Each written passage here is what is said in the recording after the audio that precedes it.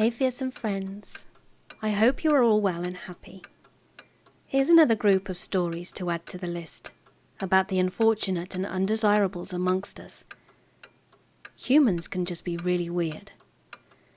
So sit back, relax, get cozy, comfy, warm, because it's time to let your nightmares in. Number 1. This story is told from the perspective of a man, and it happened just a few days ago. I'm currently typing this out at my workplace, which is in the garden area of a home improvement store.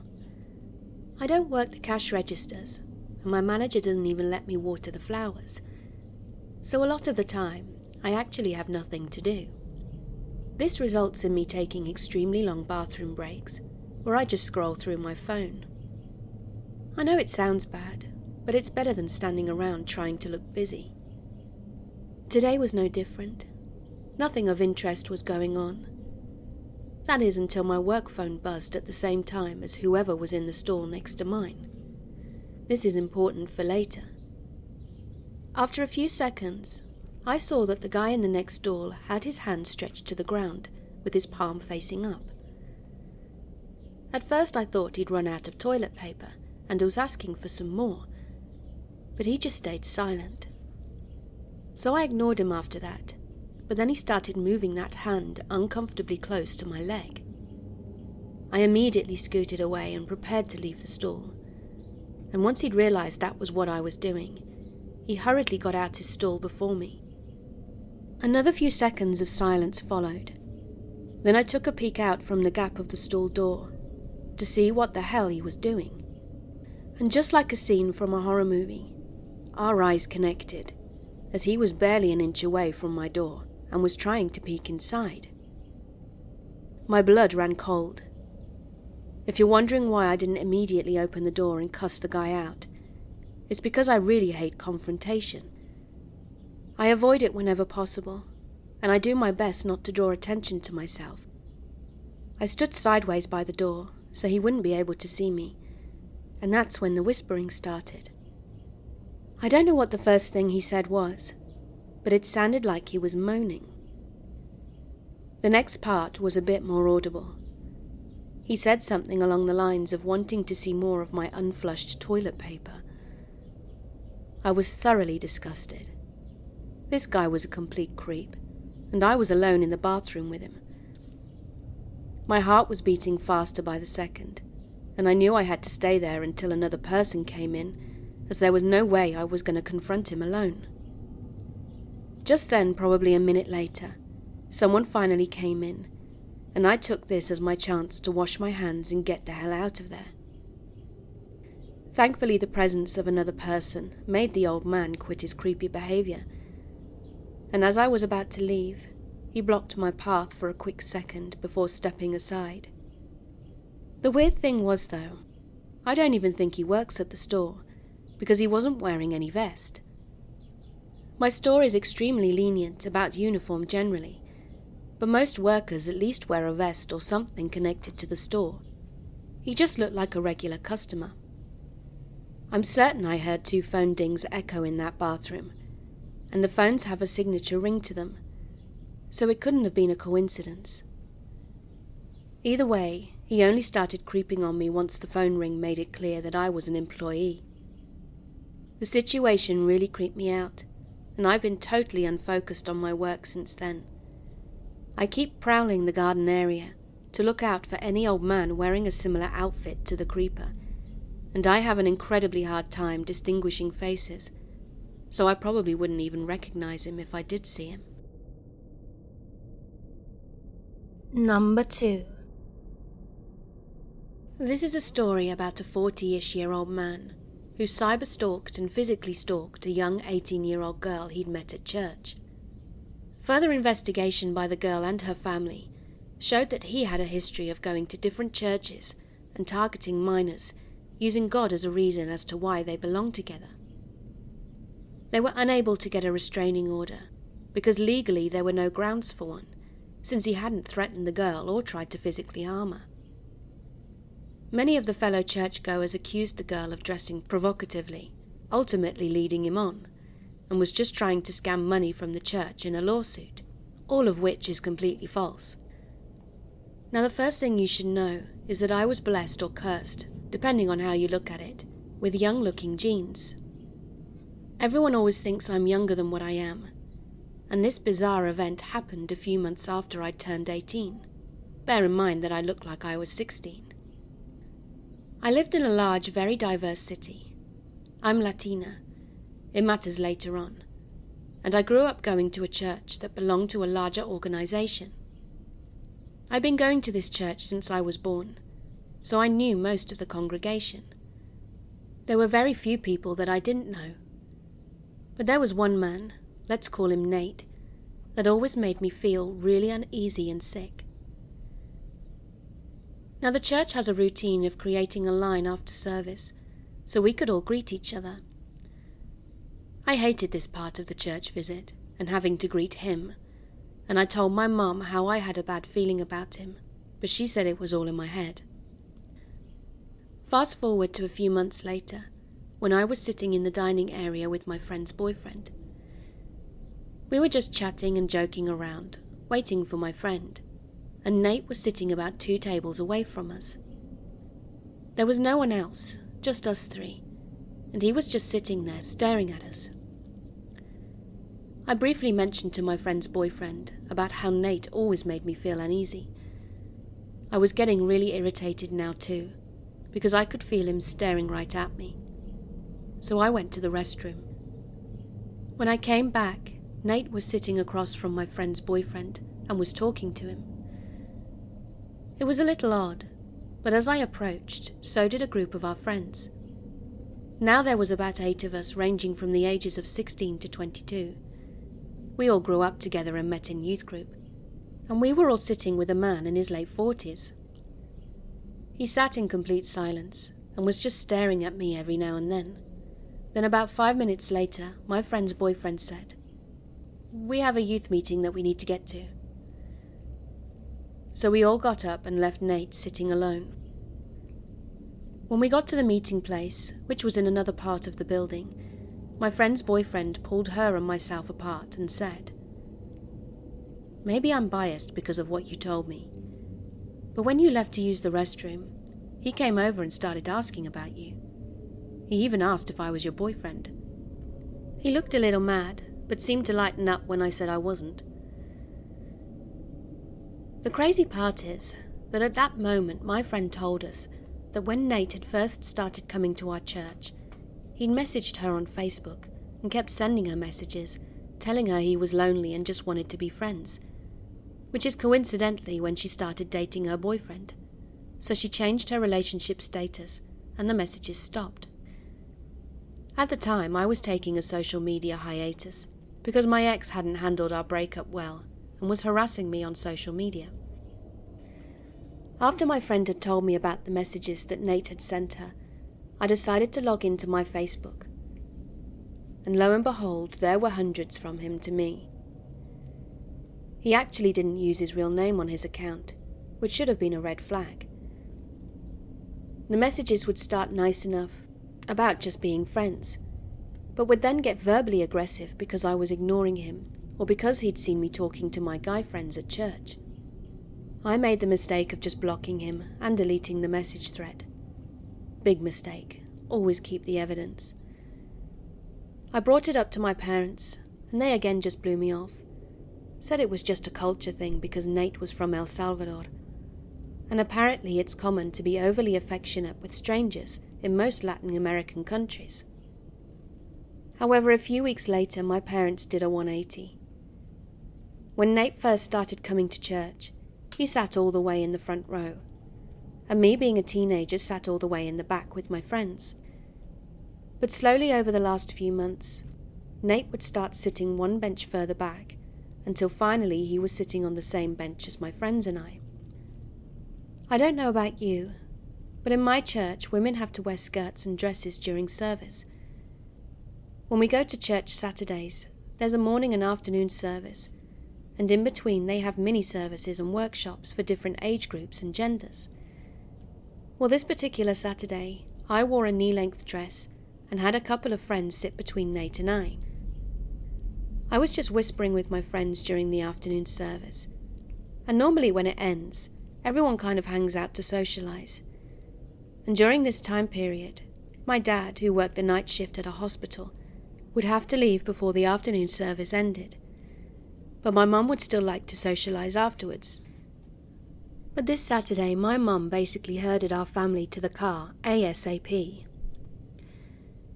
My friend, who had received the messages too, was actually sleeping over that night, and my dad had asked us to buy a couple of pizzas and meet him in the cafeteria of the hospital, which wasn't too far from church, and it was empty because we got there at 8:30. So we all ate together, talked and joked around, until my dad asked my grandmother to take my younger brothers outside to play with the giant chessboard, which was just outside the cafeteria. Once they'd left, my dad apologised to me for never believing me about Nate. I was completely surprised, because I had no idea what he was talking about. He went on to tell me that my mum happened to look back, because my parents sat in the bench in front of us, and saw the way that Nate had been looking at me in a hungry way during the morning service. She asked my dad to speak to him during break time, and my dad has never wanted to go into much detail about what was said, except to tell me the following. My wife and I have some concern over your interest in our daughter. Let me stop you there, Nate said. Your daughter and I are in a beautiful commuted relationship, and it's God's will for us to be together. You shouldn't try to stop God's will. My dad, in shock, replied, What is wrong with you? She's still just a kid. If you were really looking for an actual relationship, you would be pursuing one of the older single women in this church. You're sick. Hearing my dad confirm what I'd suspected all along, and validating my gut feeling, made me break down in tears. The whole situation frightened me, because I knew he wasn't just trying to sit on my bench. He was working his way to me, to sit next to me, to talk to me, and worse, to touch me. My dad proceeded to tell me that he'd spoken with the group of pastors at our church about what Nate had been doing, and he said that one of the pastors yelled out, Are we seriously going to let him do this again? It turned out that I hadn't been the first. My friend wasn't the first. There had been someone else. I didn't know who, but I was set on finding out more. I called around and let people know from the other churches in our organisation to keep an eye out in case he had tried to have inappropriate social media or in-person encounters with any other minors. My investigating paid off. I found 3 other girls who were 13, 15 and 16, and they were all from different churches, and one was from mine. They all told the same story, about how he tried social media contact and eventually tried in person. The 13-year-old has an older sister, who handled him, and a few weeks later he moved on to another church. The 16-year-old went to a church that was pretty much made up of literally her entire extended family. Almost everyone was related. And apparently a couple of her older cousins caught him doing or saying something incredibly inappropriate to her, at church of all places, and it's unclear if they'd threatened violence or actually just beaten him up. I do know that the police were involved though, but only because of the cousin's involvement, not what was happening with the minor. Now this brings me back to the 15-year-old girl that went to church with me. He'd done his whole routine with her, but it got to the point that he'd actually gotten her number and was texting and calling her at all hours. Her brother stepped in and asked him to stop, and apologised if his sister had led him on. WTF? He genuinely blamed his sister for what happened. I remember being filled with so much rage over that. It turned out that Nate was being prepared to be a pastor at my church, and even though my dad had complained about his behaviour, they were still going to go ahead with it. I told my dad after I'd stopped crying that I wanted to talk to a lawyer. Well, my dad had a friend that was an immigration lawyer, and she offered to help connect us with someone that could help. The lawyer said that because he'd never actually threatened me or tried to physically hurt me, I didn't have any grounds for a restraining order. I don't know if that's in all states or just in Texas. My dad informed the pastors prior to our meeting with the lawyer that we were seeking legal counsel to see what my options were for dealing with Nate, which thus unfortunately led to the spread of false corrupted information, because by the next Saturday, everyone, who wasn't directly from my family, believed that I was trying to sue the church, and these were mostly people that I'd known my whole life, people that I loved. They called me a gold digger, said it was my fault for dressing provocatively, and that I probably led him on. Keep in mind that I didn't wear V-necks, made sure my dresses were at least knee-length, and if my shoulders were exposed, I wore a cardigan, unless it was very hot out.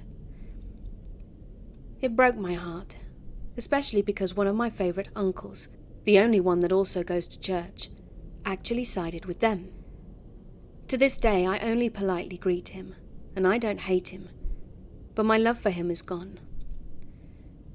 This decision for him to not have my back affected his relationship with everyone in our family, including his own kids. I took a few weeks off and stopped going to church, and Nate stopped showing up at church too. He stopped trying to message me from his fake accounts and just disappeared. Things actually got so hostile that the president of the church organization, administration, had to step in and hold a hearing for everyone's complaints. It was decided that it would be best if my dad stopped attending church, because he was a troublemaker, even though all he was doing was standing up for me, asking for respect and accountability. It was announced a week later that my dad would no longer be welcomed at that church. My dad took a few moments to say goodbye in front of everyone, and said that we talked as a family, and none of us would be coming back. He said he was choosing to leave, remembering all the good time and the life lessons he'd learnt in his 20 years of attending that church. He asked them to learn from their mistakes and be better. Everyone started crying, including all the people that called us gold diggers, and called me a slut to my face. I remember this one older lady that was BFFs with my grandma, who said that she and her husband really loved me, but I had stopped loving them, and that's why our relationship was so strained. No, lady, it's the fact that you called me a slut even though you were one of the people that used to change my diaper. I still get so angry when I think about everything that happened and how it all escalated. I also get mad at myself and the system, because I know Nate is still out there, and even though he'd lost interest in me, it doesn't change the fact that he will always be targeting underage girls. Sometimes I can't help but worry, because I know eventually that talking and looking won't be enough for him. He's the reason I signed up for self-defense classes, attend kickboxing classes religiously, carry pepper spray and taser, got a license to carry, and why my dad secured our home like Fort Knox. He's the reason why my mum and grandma each take turns, double-checking all the windows and doors are locked before going to bed. I know monsters are real. He's the reason why I stopped going to church. Because until he happened, church was my sanctuary, where I felt safest, but he took that from me. Always trust in your gut, even when you're told it's all in your head. Number 3. It all happened when my stepbrother's cousin stole my brother's scooter. So myself, my brothers and our friend went to get it back. We took a shortcut through this long alleyway to get to his house, and again on the way back, with the scooter in tow. It was late at night, and we were all kids, so it was obvious we weren't supposed to even be out. As we were walking along, my brother's friend pointed out a big white owl that was perched on a fence, and it looked like it was watching us. Now, I'd always been scared of owls, because my mother would tell me that they were really aliens and kidnapped kids. As we continued down our path, we saw another white owl ahead of us. Thinking it was just its mate, we brushed it off and kept going, when again we came upon another white owl. We stopped and stared at it for a moment. Then my stepbrother told us that it was the same owl, because there's nothing behind us anymore. But we weren't sure if that was possible, because we didn't hear any wings flapping. My brother's friend then thought it'd be funny to joke about it, stalking us to eat or abduct us. It was funny, but not the meme type of funny, more like the laugh to brush off the fear feeling kind of funny. We all decided to take turns watching the owl as we walked, me being the first. The owl was still in the same spot, and as I was trying to walk and keep an eye on it at the same time, I was a little behind the others. Even though I was the youngest, I deemed the owl as harmless and decided to catch up, and when I got to the others, I told them the owl was still there. However, when we all turned to check, the owl was flying right at us. We all screamed and started to run. I should have mentioned before also that I was barefoot, and the alley was covered in rocks. I tripped but got up and kept running, and the owl was right above us. We made it out the alleyway and ran across the street until we got closer to our house. At that point, everyone stopped running, because I'd started crying about my feet. My brother's friend picked me up so I wouldn't be left behind, and we all huddled together, trying to look for that owl. We didn't see it, but still kept our guard up. When we got home, we all got into trouble, especially me with no shoes on. Then we told everyone about our freaky encounter. My mum said it was probably going to pick me up for dinner, because I was the smallest. Owls still scare me, but not as much as they used to. Number 4. So I went to a small college in a small town that had an overall reasonably safe campus. Or so I thought. It was my sophomore year, and I lived in the dorms with my best friend. Our dorm was a co-ed one, meaning both men and women lived on the same floors and such. One day I was in one of my general education requirement classes, which was a fiction writing class. And to preface, this class was very popular among the English majors, and our English department was very interesting. It was filled with pot-smoking students. Our professor, who went by the name Dave, and our class announcements were built into a Facebook group where he would constantly cancel classes. Of course, I really didn't have an issue with this, but you get that I'm saying that this guy was very laid back, and quite honestly weird. The class picked up on this weird vibe from him too. Every day our class had to write a fiction story, and then sit in a circle and have each other read the story aloud and pick it apart. Dave would tell us about his one-night stands, drug experiences, and his couch theory. I could write a whole story on him.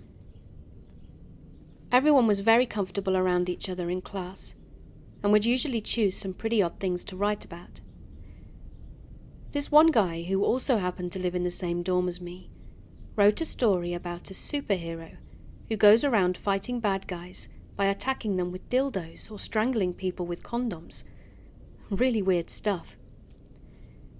He would write stories on that superhero series a lot of the time, but sometimes he wrote about a stalker who follows a girl in college, and in every story we got little bits and pieces to this fictional character who was stalking a girl on the college campus.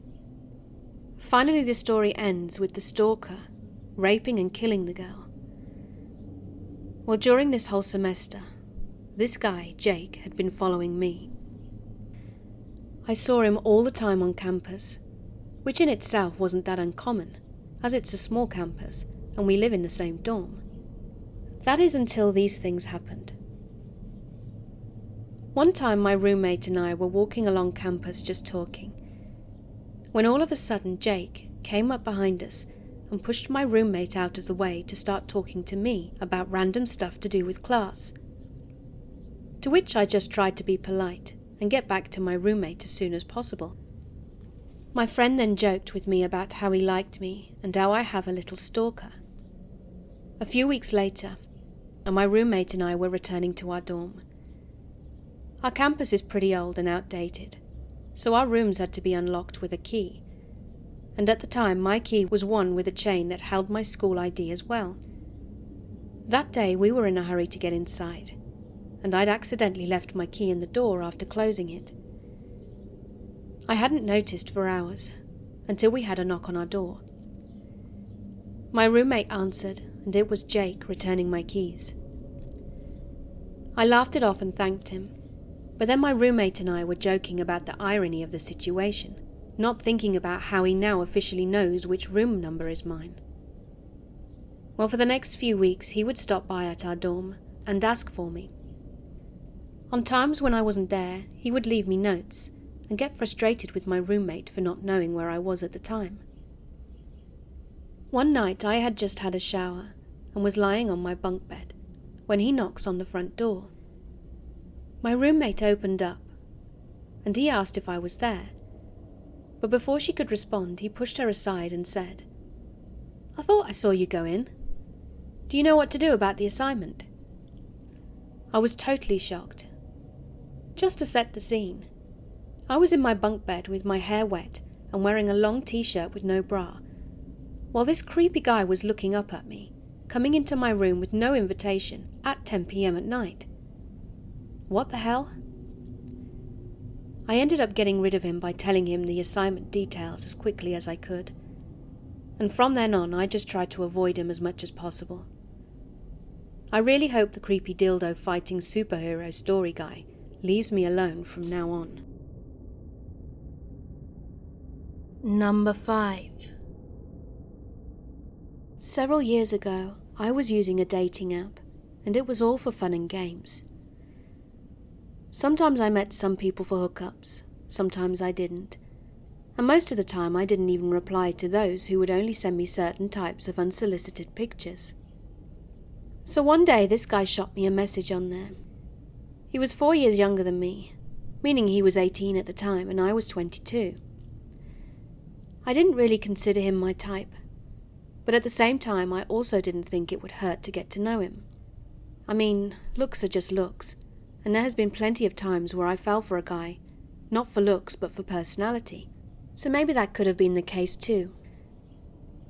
I'd just come out of a pretty toxic relationship that involved lots of cheating and trust issues and insecurities, so I wasn't really looking for a new relationship, but it did feel good to get positive attention from guys. We started texting back and forth, nothing out of the ordinary, but I realized pretty soon that the part of his personality he let me experience consisted of no more than "I'm horny, let's have sex." And no slut-shaming, because I wasn't that opposed to it. As I said, I just had a nasty breakup and was looking for some fun. So I said yes, we exchanged numbers, agreed on a date, time and place, and then we went back to our normal lives for the time being. I had a lot going on at that time. It was only a few months until I moved to a different place, so I already started planning for all of that. And not just that, but a friend of mine invited me to come with him on a trip to Amsterdam, which obviously had to be prepared as well, since that trip was scheduled 2 weeks before I was supposed to move. Therefore, it comes to no one's surprise that I kind of forgot about the guy, until the day we were supposed to meet up. He texted me a few hours before the date, and asked if we were still on. After I'd scolded myself for forgetting, I told him that we were meeting as planned, even though that it would throw my schedule off a little. I got ready for the date, and I kid you not even an hour before we were supposed to meet, he cancelled. I mean, not too big of a deal. It happens that you can't always make it. So we scheduled another day, which he proceeded to cancel as well. Cancellation after cancellation, week after week. 7 different dates. Each time it allegedly was a sick relative or pet. So clearly I took that as he didn't really want to meet me, which is fine. I'm not everybody's type either.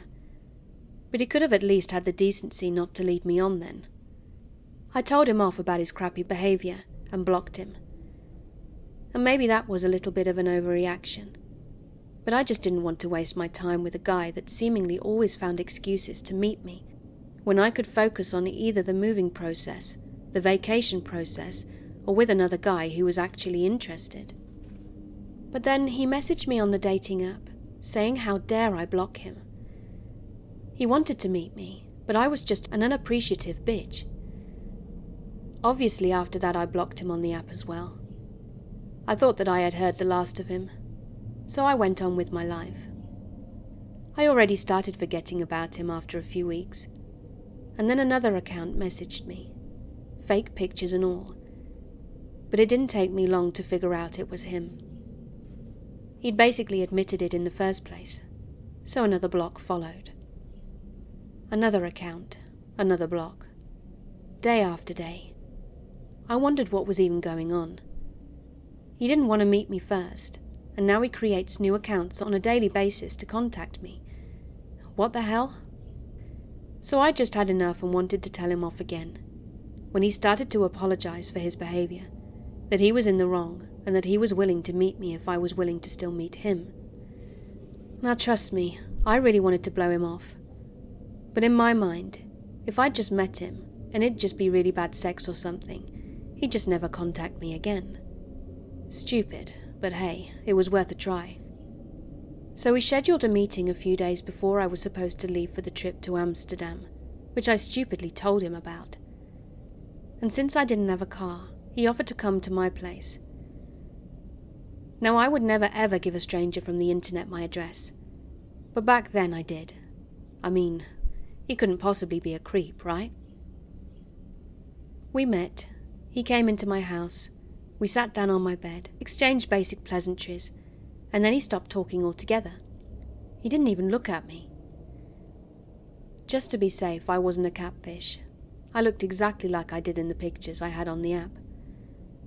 Only when I asked him something, he would reply with very few words. Until I asked him directly about if we'd hook up or not. Then he suddenly started kissing me. And, well, I don't have to go into detail. So when he finished, he just sat next to me, staring at the wall, not saying a word. At that point, I was pretty annoyed. I mean, I get being shy and all, but if it's that intense, how did you muster the courage to go on a hookup? Anyway, after I went to the bathroom to freshen up, I told him my roommates would be back soon. So he jumped up, said goodbye and left. I got no other messages from him after that. Flash forward to my trip to Amsterdam. My friend, let's call him Joe, and I had lots of fun roaming through the streets, day and night, relaxing in our pretty fancy hotel, and did the usual stuff that tourists do. When one day we were just walking down a very busy road, very close to the main train station, when suddenly I heard a car honk loudly next to us. The traffic light was on red, so the person wasn't driving. I thought nothing of it and didn't even look, until the guy started to call my name.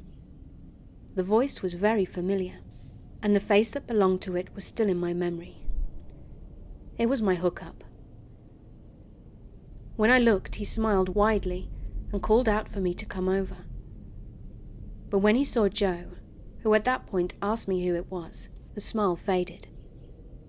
I was dumbstruck, so I didn't say anything. But that wasn't necessary. The traffic light just turned green. People started getting agitated that my hookup wouldn't immediately go. So finally he focused on the road again and drove off. That was hell of a coincidence, right? That he would be in Amsterdam at the same time. But why wouldn't he say so when I told him my plans? If he didn't want me to know, why call out to me in the middle of a busy road? Back at home, my phone started to blow up. Calls, angry texts, new profiles. Didn't matter that I told him to stop. Didn't matter that I threatened to block him again. He told me that I was a slut for going out with another guy, despite being in a relationship with him, and that I was just like everyone else, that he deserved better than me. And then he said that he had just been coming to Amsterdam for me, to surprise me. When I tell you I changed my number and deleted the dating app quicker than I possibly could, I meant I sprinted to my car and drove to the closest shop to get a new number. Not long after, I moved into the new place. I had 2 new roommates that were both in the same college courses I was in, and we got along fine, and the house was pretty big. One of my roommates had inherited it from her mum. The move went smoothly, and I didn't get another text. I didn't get any messages on my social media, and he didn't show up to my old place. So eventually, a few months later, I'd basically forgotten about him again. For more context, the house was in a village. Not even a small town, but a village. There were no shops, no nothing. The shopping we'd have to do in the next town, that was approximately 4 miles away. My room was on the ground floor. The window of that room was right next to the entrance door when you were looking at the house from the outside. And right beside my room, outside, was the carport. The ground was covered in gravel, and once anyone moved, the light of the carport would turn on. It was a pretty hot summer, so I sometimes slept with my window open. I wasn't that afraid because once again, it was a small village, and barely anybody would drive through here. So one night I was just sleeping, even had my back turned towards the window, when I started to hear someone walking on the gravel outside. Immediately I turned around, of course, and I saw a guy walking past my window. Though he didn't look inside, he walked to the mailbox and seemed to throw something inside. Then he left again. I was stunned for a few seconds, but at least it wasn't a murderer, I thought. So as soon as I could move, I closed the window and kept it closed each night from that point onwards. This actually happened a few nights, that someone would walk over to the mailbox in the middle of the night, but nothing was ever inside, at least that I knew of. It was weird, but maybe one of my roommates were receiving something personal that they just didn't want to share. Cut to a few nights later. I was minding my own business when I suddenly heard some gravel again. My roommates had just gone to bed half an hour ago, and I hadn't heard anyone leave, so I thought it was just the mailbox guy. But this time he didn't walk to the mailbox. He just walked to the carport. I know that because the light turned on. Immediately I texted my roommates about a guy in our carport, and one of them, Sarah, who had her room across the hallway from mine, while Mary, the other, had hers upstairs, texted back into our group chat that we'd meet with weapons at the bottom of the stairs to investigate. I grabbed a pair of scissors that I had in my room and went to our meeting point. It turns out my weapons were the most useful, since Mary had come downstairs with a ukulele and Sarah thought an empty plastic bottle would suffice. After laughing at the absurdity of our weapons of choice, we started getting back into serious mode, going to the side door that led to the carport. Sarah looked through the window of said door, but didn't see anyone. The light was turned off too. Just in that moment, we heard someone tampering with our mailbox again. And I'm not going to lie, I probably peed my pants a little. Immediately we ran to the front door, opened it and looked outside, but there was no one, at least not that we could see. After a look inside the mailbox, which was empty of course, we went back inside. And not even 2 minutes later, I got a text from an unknown number, saying how cute I looked in my nightgown, that no makeup made me look even prettier, and he hoped that I'd come out alone so we could have some fun together like before I moved. But he was sad to find 2 other people with me. Needless to say that none of us slept that night. The police were called immediately and did a sweep, but no one was found on the property. He hadn't exactly said it, but I knew it was that guy. So I filed a report the next day, but nothing really happened with it. And since nothing else has happened like that, I thought he'd got the message when we called the police. Sometimes I still get messages from an unknown number, but they're pretty harmless and I don't really bother any further when I ignore them. But the fear in the back of my mind that one day he could be back stays, of course. But of course the fear in the back of my mind that one day he could be back stays. In the meantime, I took up self-defense classes. Number 6. Yesterday I was walking alone, on my way to meet up with some of my friends. It was 2 p.m, so the town centre was full of people, and as I was walking through, this man suddenly came up to me. He looked to be about 19 to 25 years old, and I'm a 15-year-old female and definitely look my age. He said to me, "Your outfit is cute, by the way." I said thank you and continued walking, but I noticed in the reflection of the shop windows that he was walking next to me. I did think maybe it was a coincidence, as he could be walking the same way, but he started to talk to me again. So for the next part of the story, I have to explain my outfit. I was wearing jeans, but I had a thong on underneath. I did also have normal underwear on, but on top I put a thong on to use the strings as decoration in my outfit. He then said to me, "I was wondering what the black things are, but I realized it was a thong." Considering he looked significantly older than me, I immediately thought this was weird and said, "I'm just using the strings as an accessory." Then I decided to cross the road, hoping he wouldn't cross as well, but he did. I continued to keep an eye as to where he was looking and what he was doing in the window reflection, but he switched and moved to start walking on my left side, so I could no longer see him in the windows.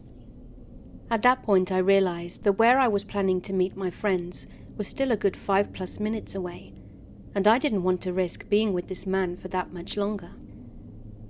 Now there is a shopping centre that has an entrance to the outdoor part of it, so I went in there trying to convince myself that he wouldn't follow me in, but he did. As we were walking through the place, I noticed that I could no longer see his shoes. He had stopped. I got onto an escalator to get further away, but when I looked down, he was just staring at me. I decided to go right inside the actual shopping centre, and as I was walking through the upper main entrance, I saw him walking into the entrance on the lower floor. I started speed walking in case he wanted to come up on the escalator inside, but thankfully I made it to my friends, and I never saw him again. Number 7. I will not say that I'm overly courageous, but I don't really scare easily either. I live in an area that should be considered suburbia, but due to recent changes in Portland, things have become fairly sketchy. There has been a few issues lately, including homeless people stealing dogs, as well as my wife having to use a taser multiple times recently whilst walking her dogs at night. I'm a very outdoorsy person and like to walk our pup through the local trails so that he and I can get our nature fix, and I know these trails very well. We left my apartment and have about 1.5 miles to cover before getting to the first trail. It's just above the nearby park and isn't a trailhead so much as just a random walkway into the woods.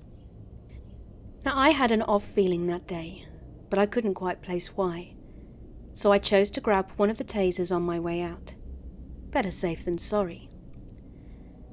I'd made it about 1/4 mile from my apartment when that feeling came back. I instinctively looked behind me, and there was a man just walking past my apartment building 1/4 mile back. He was wearing a mask, which is not uncommon these days, but I found it a bit odd that he was also wearing a black hoodie with it up. The weather that day was well into the 90s, but I tried not to make much of it and just kept walking. However, when I looked back again maybe 5 minutes later, the gap had been closed from 1/4 mile to about 50 meters. I began to walk faster, and my dog started picking up on it too. But when I turned back again, the man had sped up as well, and was maintaining the same 50-meter distance. After nearly 1.5 miles of this, we finally made it to the trail just around the corner. We got onto it without hesitation, and made good headway, getting to the final spot where you can see the entrance. I turned around again, and to my horror, this man was following us into the woods. I immediately got my friend on the phone and told him my location so he could call the police if things escalated. We quickly pushed to the top of the trail, and when at the top, I took a lesser-known trail that connects back to the lower trail if followed. I ducked down behind some thick brush, kept my dog quiet, and watched with my friend still on the phone, feeling grateful that I happened to be wearing a camouflage top. The worst part of this encounter was that just then the man stopped and could see I was no longer on the road ahead. He started to look around, and about 20 seconds later, he turned around and went back the way he'd come. It was then that I knew for sure he was definitely following us, so I waited until he was gone for sure. Then we got out of there as quickly as possible. Now I'm 6 foot tall and rather muscular, so for me to have been a target means it's very likely he was probably armed with something. Number 8. So this was back when I was a teenager. I had just gotten a phone a couple of months before my 13th birthday and had been texting all my friends like crazy. Mum had wanted to take me with her on her errands, as she usually does, so I can help her with groceries and such. So we got in the truck and headed to Walmart. I hadn't noticed it, but my mum later told me that as soon as we parked and headed into the store is when her creep alarm went off. I was too busy with my eyes on my phone and was following behind her to notice anything. But once we'd entered the store, I began to pick up on my mum's weird behaviour. She was going from one aisle to the next, then completely different sections that had nothing to do with why we were there. She went to electronics, then baby clothes, then groceries, even the makeup aisle, all without putting a single thing in the cart. I bumped into her a few times because she would randomly stop abruptly, then speed off. I began to have trouble keeping up with her at this point, and it started to irritate me. I put my phone down and looked up at her, seeing her look around wildly at both ends of the aisle. We were alone. Suddenly she sped off again. "Mum, what are you doing?" I huffed. She hushed me quietly and continued practically zooming around. I got more frustrated and was about to speak again, and she stopped suddenly just before the entrance of an aisle, so that way we were not visible if you were in the aisle. She turned to me quietly and said, "We're being followed." I rolled my eyes, thinking she was being paranoid. She must have known I wouldn't believe her, because what she said next kind of scared me. "He's been following us since the parking lot. I've seen him looking. I've gone to every aisle I can think of, even aisles he has no business down like women's panties. He's always right there. What I want you to do is peek down that aisle. Go ahead, look." Stunned, I looked down the aisle to find it was empty. I was about to turn to her, but then I heard footsteps. I looked back, and a man ran into the aisle, looking around wildly. He was medium height, I think with a black leather jacket and jeans. I can't remember his face because it's been so long, but what I do remember was when he caught us both looking at him, his eyes widened and he turned and ran away. We left our cart and went straight home after that. But what scares me is, he was following the whole time and only my mother noticed. What if I'd been by myself? I know I was only 13, but Mum's awareness after that made me a bit paranoid. I kind of look at everything and everyone now when going places. I don't like the thought that someone was behind me from the parking lot and had bad intentions. Number 9. I used to get bullied, and so did pretty much all of my friends. I've witnessed some of it, and I couldn't believe how cruel and degrading people could be. One day, whilst talking to my friend Sally, who is my best friend, she brought up a boy she had made friends with in conversation. We were on holiday at the time, and I already knew this kid. He was quiet, pretty smart, awkward, and very clearly sad. She explained how he got bullied because of his voice, and how his ex-girlfriend was spreading rumours that he was faking his condition and that he didn't really sound like that. She wanted to know if she could let him sit with us at lunch, because he usually didn't have anyone to sit with. I obviously agreed to it, not really knowing that much about him. I had spoken to him a couple of times, and he seemed pretty happy about having someone to talk to. But I couldn't see any personality within him. Everything he did just seemed odd, like it wasn't really him. I know that sounds weird, but that's how I felt. His name was Samael, an unusual name but quite nice. He seemed like a kind person, but he still carried a weird vibe. After a while of talking to him, Sally and I got to know him better. He liked dark humour, much like me, and he was really into Doctor Who. None of us really knew much about it, but we still let him talk about his interests so that he could feel more comfortable around us. He talked a lot, and I didn't even realise he had feelings for Sally until he asked me if she liked Harry Potter and what her favourite colours were. She soon realised this too, but was still getting over her ex-boyfriend, so she made it clear that she wasn't interested. But he wouldn't leave her alone. He was always next to her, or somewhere nearby, and it started to get to her and she hated it. She felt as though she couldn't be alone, so I tried to do something about it. I wanted to help, so I turned his attention from her to me. I started hanging out with him more often, listening to his terrible, unfunny jokes, to his strange interests, and to everything he said, and I tried to make it seem like I wanted to be there, even though at this point I really didn't. I wanted to get away from him though, and he was beginning to tire me out emotionally, with him constantly being there. He wouldn't leave me alone, and would even walk home with me and my friend Grace, despite the fact that he lives in the opposite direction. At one point I was going through a particularly hard time, and being desperate for help, and someone to talk to, I turned to him. I knew it was the wrong move, but desperation led me to him. He asked to video call me, so I agreed.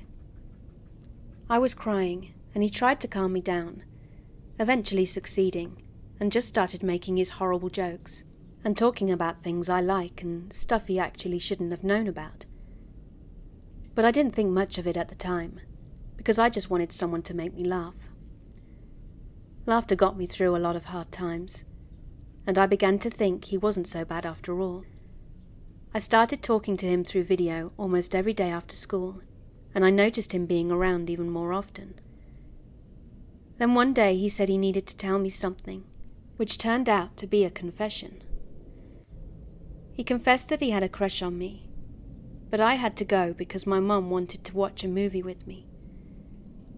When I got home, I had about 10 video and voice messages from him, all of them of him apologising, because he'd apparently thought I hadn't actually left to go watch a movie, but was instead avoiding him because of what he'd told me. I felt horrible. I didn't mean to upset him, and he was crying. I explained that I really did go to watch a movie, and that's why I had left. Fortunately, he understood. After a while of hanging out with him, I began to get tired of him again, with him constantly being there, and now also knowing that he had a crush on me. I thought back to the situation with Sally, and began to spot the same things in our friendship. He got clingy and just downright annoying, so I politely explained to him that I didn't want to sit with him at lunch anymore. He still insisted that I sit with him, but I declined and just told him to go away every time he approached our table.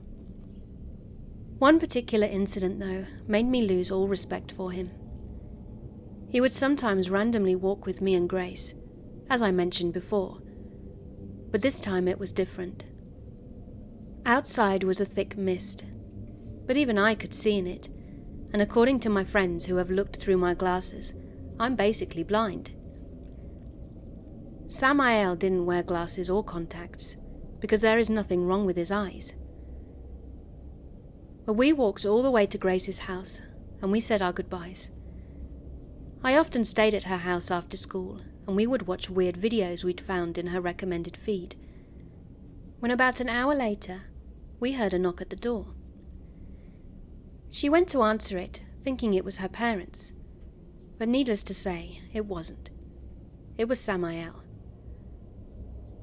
I heard his voice and dropped to the floor, hoping he hadn't seen me. After a long while of silence, I proceeded to army crawl over to the door to see if he was still there, and he was. "Hello?" His voice echoed in my mind at this point, and I began to crawl back. "I'm lost. I can't find my house. Can you guys help me?" he asked. Liar. How could he possibly not know where his house is? And it's not like I knew where it was either. I'd never been there. He persisted and continued to knock on Grace's door. She was hiding in the living room, and we came to the decision that we would hide in the conservatory until he went away, so that's what we did. Some time passed before Grace chose to climb onto a desk to see if he was still there, and I jumped back when she yelped and stumbled off, almost knocking me over. She turned to look at me and pointed in the direction that she was looking. "He's still there." He was looking directly at me. "He waved at me," she whispered. This couldn't be happening. This wasn't happening. We weren't trapped by him. He wasn't outside. This was all a joke or something. But Grace's face looked so scared, and in a way angry as well. I awkwardly got my stuff and told her I was going to head out to get him the hell away from her house. She reluctantly agreed, and I left with him. I offered to walk him down to the shop and let him go from there, but he refused to let me leave. He told me he couldn't see very well, and that he'd almost gotten hit by a car earlier. Complete BS. This boy had boasted many times about how good his eyesight was, so there was no way he suddenly couldn't see. Despite his apparent sight problem, he flawlessly led me to his house. At this point I was in an area completely unknown to me, and I began to worry. How would I get home? It was already dark, and there was no way I was going to wander an area I had never been in, especially in the dark. Who knows what kind of creeps could have been hiding out there? I brought this up to him, and he assured me that his mum would drop me off. But I didn't want that. I didn't want him to know where I lived. With how he was acting, I was fully convinced he would try to pull something.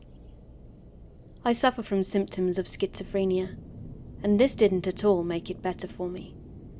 I felt unbelievably unsafe at that moment, and wished that I hadn't left Grace's, and explained it to my mom later. I was sure she'd understand. Countless minutes dragged on, as I sat and waited in his room, surrounded by his cats. They were the only thing keeping me from snapping, and just trying to make my way back home on my own. Soon enough his mom arrived and agreed to drop me off. But seeing how distressed I looked, she offered me some chocolates and assured me that I would be fine. She must have thought that she was the problem. But it wasn't her. He was in the car, and he would know where I lived now. I wanted to cry. This brought back so many horrible memories with stalkers that I'd had in the past. He was so much like all of them. His eyes gave me that horrible feeling of hopelessness, and I hated it. After they dropped me off at my house, I went to my mum and broke out in tears. I couldn't take it anymore. He'd gone too far this time.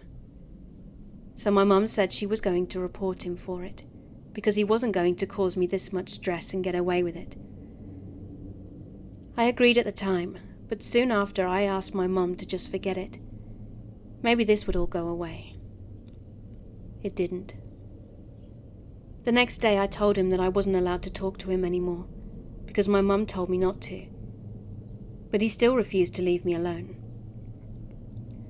I obviously got mad due to having enough of this crap, and had a complete mental breakdown, saying that I was going to get Tim, my boyfriend, on him, because I was done. Grace and Felicity, my other friend, tried to take me to one of our most trusted teachers. But a few other teachers, despite seeing me crying hysterically, refused to let us through because they said that she probably wouldn't be able to help. So we found another teacher and explained the whole situation to her. She assured me that she would speak with him and attempt to get this sorted. Throughout the entirety of my geography class, I was having major anxiety. But I calmed down a bit in maths, and when lunch came about, I saw Grace standing next to the door, holding Samael's stuff. "What the hell is this about?" I questioned.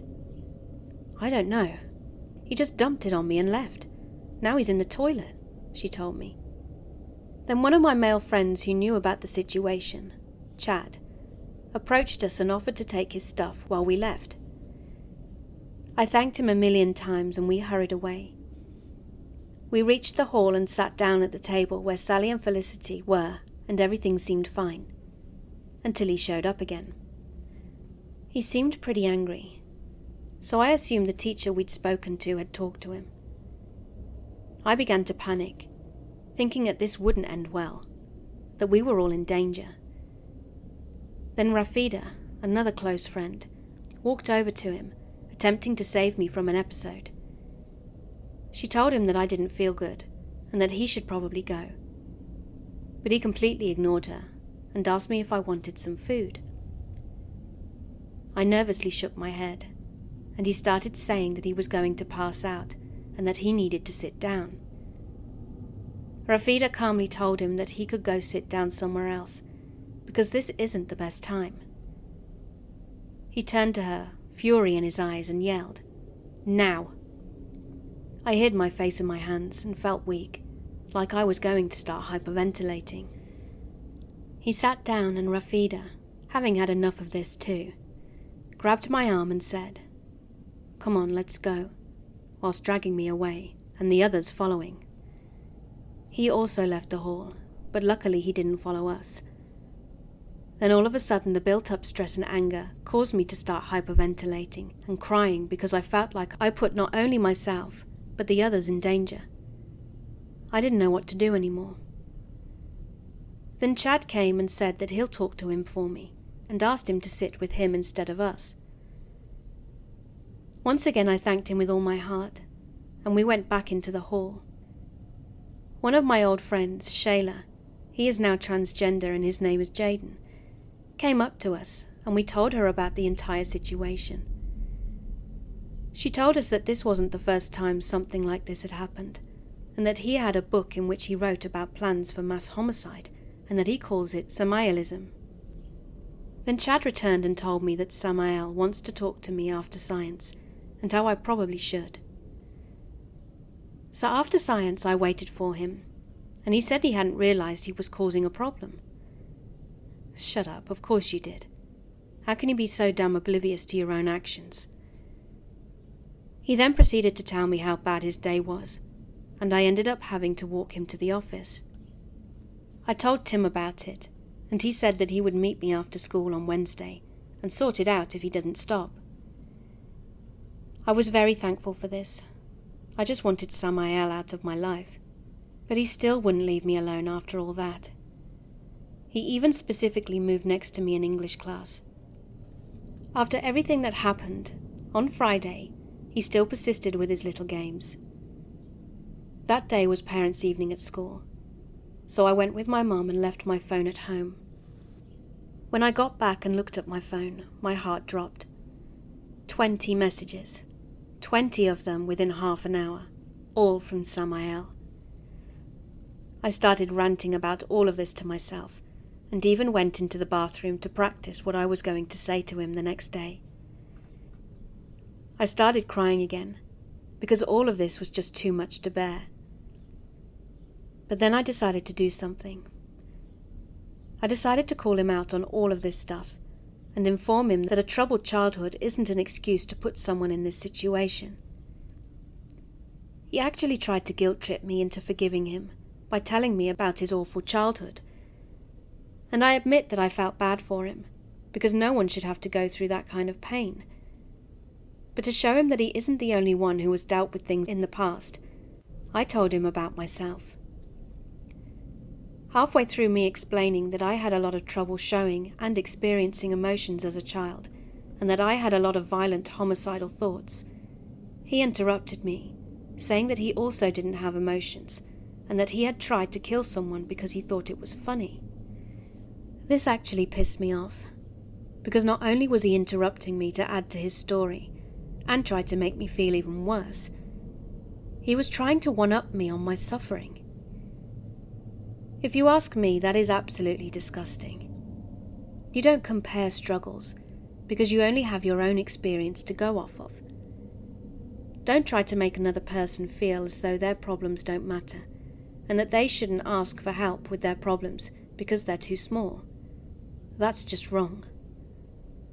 I calmly told him that I let him finish his story without interruptions, and that it was only fair for him to let me finish mine that way too. He quickly apologized, being caught out on his crap. I told him the rest of my story, and let him realize that he really wasn't the only one who had gone through stuff in his childhood. He then began begging me for another chance at being my friend, but I declined and decided to talk with Sally instead, ignoring the rest of his messages. Every day until that point, and even for a while after, was just me feeling like I was going to die. I actually contemplated suicide for a while, because I couldn't deal with his constant presence. I was afraid to leave my house, because I felt like he would be there. I know this is a bit weird, but I felt that way because of the schizophrenia. My episodes began getting more frequent and severe. There were periods of time where I could not concentrate in class, and actually couldn't hear what the teacher was saying because of my auditory hallucinations. I generally felt like crap, and it got so bad that I felt like I didn't want to be here anymore. But after telling him to bugger off, I felt like a giant weight was removed from my chest, and that I could breathe my own air again. Not for long though, because he kept trying to come back into my life, despite me refusing to be his friend ever again. I was still there for him, but only in absolute emergencies. And by that I mean that only if he was on the verge of dying. I wish I could say that he'd left me alone since then, and that I never saw him again after that. But I can't, because I still see him around at school. And unfortunately he's friends with my friend Brian, so I still have to hang out around him, which sucks. He annoys me purposely to get my attention, by calling himself God and other things that suggest he thinks way too highly of himself. Anyway, that's about it for my story. Samael, please shut up about your godly status for a second, and realize that the reason people hate you is because you do this. Not once, not twice, but always. So pause, think, and stop, so that you don't melt any more brains. Number 10. This happened a few nights ago. I, a 27-year-old male, one day hadn't been out of the house, as I'd been working from home. So I decided to go for a late evening walk around the park. It was starting to get dark, but there was still enough light from the sunset to see around me clearly. I made my way around the back of the park, which is more wooded and has less paths to follow, when a man appeared from out of the trees. He was a guy around my age, of slim build, wearing a track jacket and shorts. I had my earphones in, so I was just looking ahead, not paying him much attention. It's a popular park, and a lot of people hang out there in the evening, as there isn't much to do indoors with COVID restrictions, so I didn't think too much of it. However, I knew he was staring at me as I went past him, and I think he might have tried to say something to me, but I wasn't sure. It was all a bit strange, but I wasn't too worried. As I walked on ahead, another older guy appeared and was walking towards me. He looked to be in his 50s, wearing glasses, a plaid shirt and holding an umbrella, even though it wasn't raining. We walked past each other, and I deliberately gave him wide berth for some social distancing. But I noticed that he deliberately moved towards me as we passed each other. Again, a bit weird, but still, I wasn't too worried. It's a high park, and at the top there's a flagpole where you can get a really beautiful view of the city. So I was coming up towards that part, and I stopped by the flagpole, enjoying the view, when just then I noticed that both of these guys were now together and had appeared suddenly out of the trees. They were both staring at me, and I could see that they were talking to each other in low voices. I was a bit anxious at this point, and I still had my earphones in, so I couldn't hear what they were saying, but I probably wouldn't have been able to hear them anyway. I moved on a little bit around the flagpole, so that I was out of their view, and figured I was just feeling paranoid, since it was getting dark. So I continued to just chill and enjoy the view. As I began to roll myself a cigarette, the older guy with the umbrella came around the corner, and this was when I started to feel quite uneasy. Because this guy had just come from that direction. Why would he be walking back? I moved out of his way and he walked past me. Then he started making his way down a short path that led from the flagpole. However, as he reached the bottom, he stopped and was just kind of hovering around. We could still see each other, and he was definitely looking at me, but was trying to make it look as if he wasn't. The younger guy had stayed where he was, and was looking on at us. I looked around the area and realized there was nobody else around, so I started to freak out a little bit. I lit up my cigarette and started making my way in another direction from the older guy. I stopped at one point and hovered around, and I could still see him in the same area, looking at me. I'd had enough by this point, and just wanted to get out of there, so I started making my way towards the exit. About halfway down the path, I looked behind me, and both of them were now directly behind and definitely following me. I booked it down the path and ran out of the exit towards a bar I knew was nearby. I hovered in the smoking area, around where there were lots of people, and waited to see if they would come out the exit, but they didn't. I'm not sure if they'd ran after me or not, because I was in such a panic that I couldn't really pay attention. So I smoked my cigarette, waited for a little while, and then started making my way back home.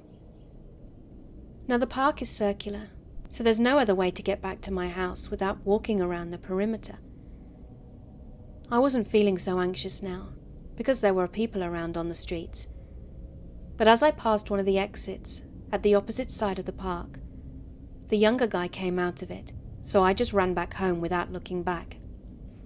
I know that I could have just confronted them, or asked them what their problem was, but I'm very non-confrontational.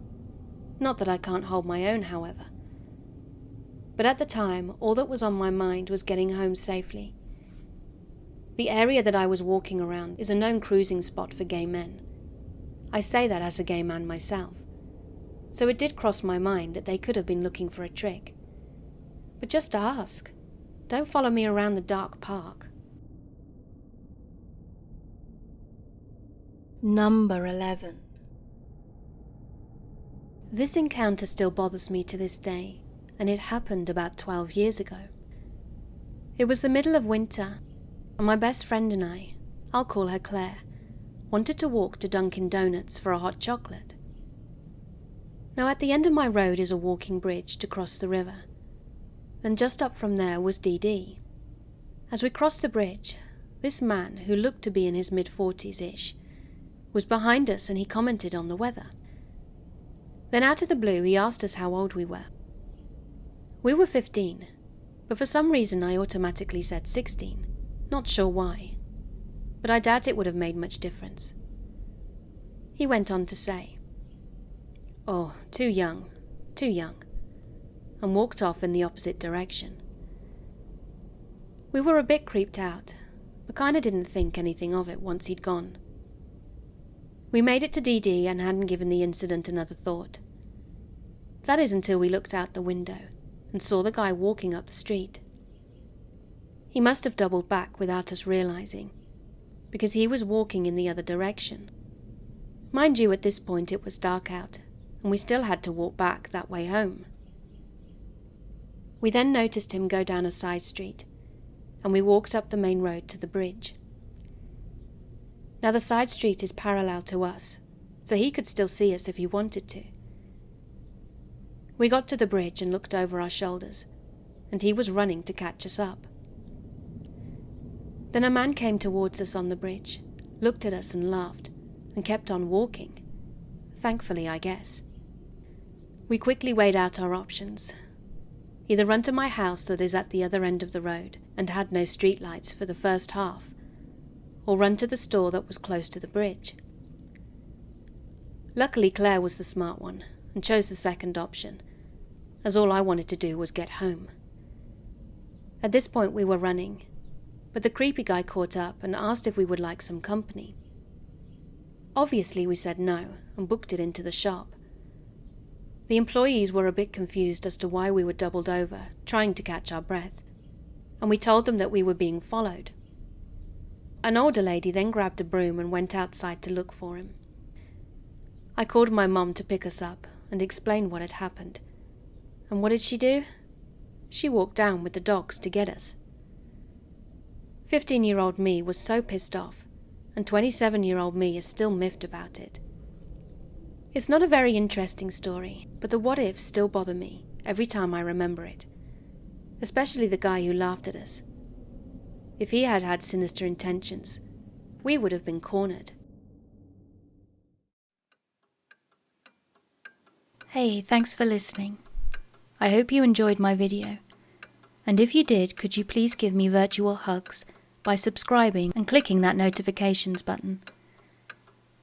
I also have a Patreon page and YouTube channel membership if you'd like to support me further. Thank you again for being here. Keep being creepy.